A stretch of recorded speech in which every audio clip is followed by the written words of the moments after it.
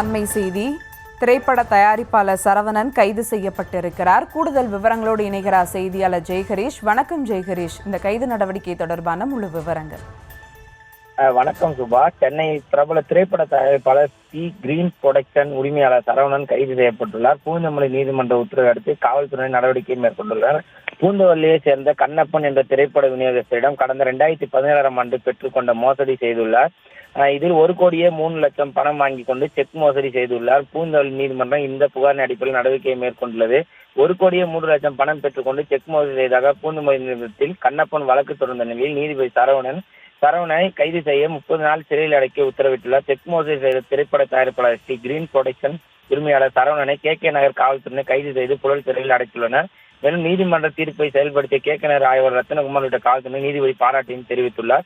சிறையில் அடைக்கப்பட்ட C green production நிறுவனத்தின் சரவணன், மாசாணி, சத்யராஜன், ஜாக்சன் துரை, அதர்வாவின் 7 வெளிவரவுள்ள ஜீவ் பிரகாஷின் அடங்காதே உள்ளிட்ட படங்களை தயாரித்துள்ளது குறிப்பிடத்தக்கது. மேலும் பாகுபலி, புலி, பைரவா, போகன், கட்டப்பாவை காணும் உள்ளிட்ட பல திரைப்படங்கள் விநியோகஸ்தராகவும் இவர் இருந்து வருகிறார்.